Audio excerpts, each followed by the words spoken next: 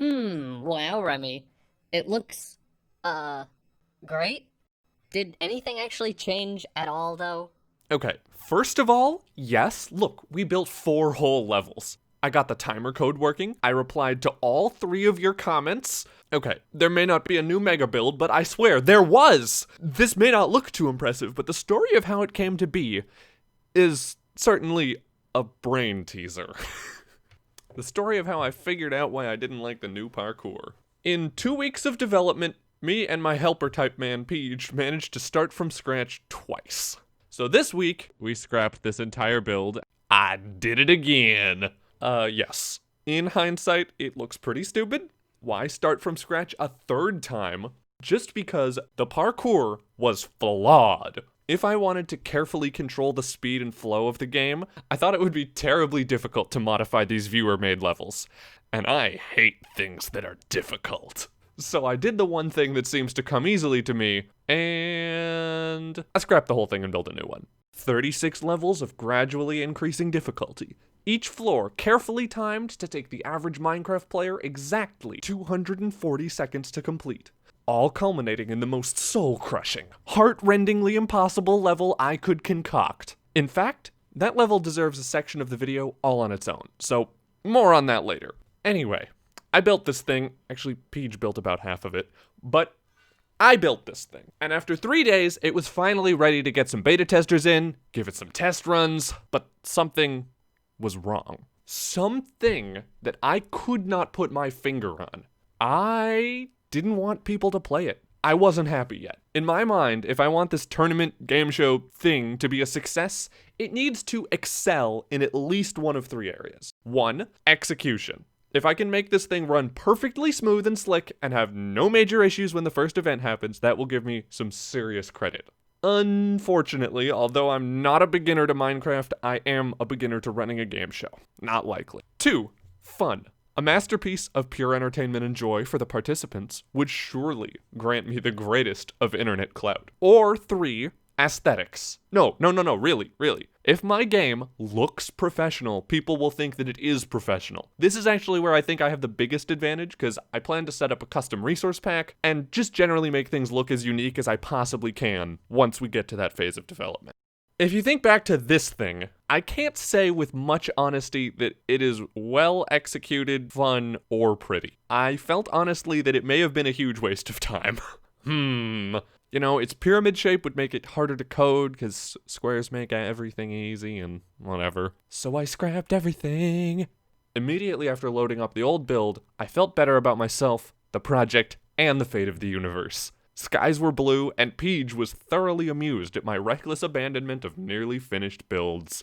Part 2. Loose ends. So that's how I ended up with a build that looks nearly exactly the same as it did last week. But what about that spicy final level, huh? Well, I'm getting there, okay? Hold your horses. First, I'd like to quickly prove that I actually did get work done this week. This week, I made my own /fly and /speed commands. Fixed joining teams, because you could be on the same team like 20 times. Coded a fancy adjustable progress indicator. Coded an even fancier automatically adjusting progress indicator.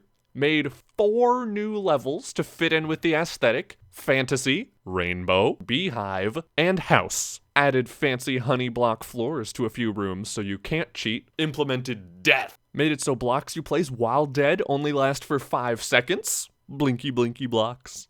Added a way to stop the game and properly reset everything. Admired the frog. These couches do not spark joy! It looks so clean! The moral of this story is clean. Part 3. Difficulty. So, I said I was going to talk about this little demon spawn nightmare level of horrors and why designing it took me the same amount of time as it took Peach to build the entire first and second floor.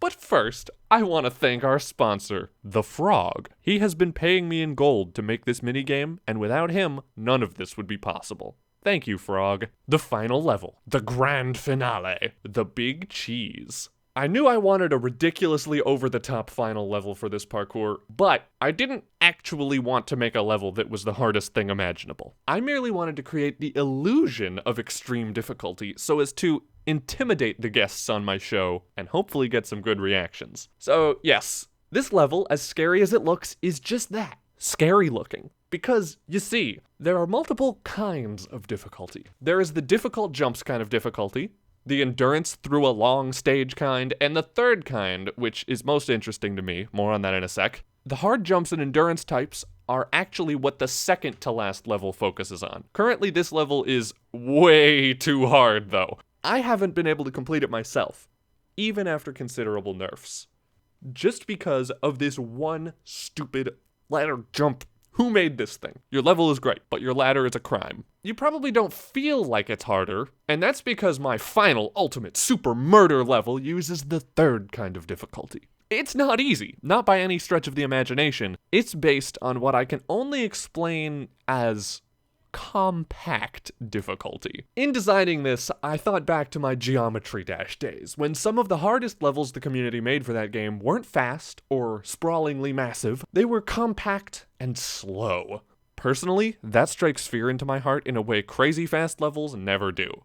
So, I created a level that in actuality only has 5 relatively simple jumps in it. But that is not what makes this level hard, or at least that's not all of it. This level is a maze.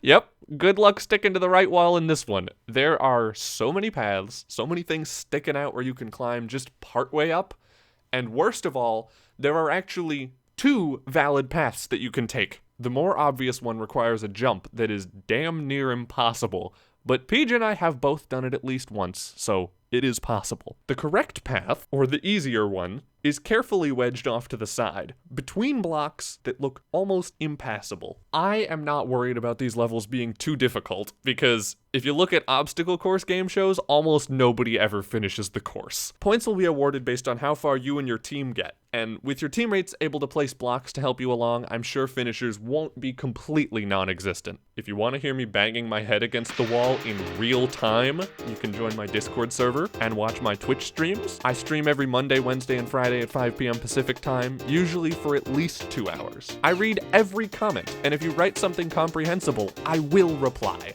And of course, if you write something stupid, I'll write something even more stupid. Alright, like and sub, goodbye.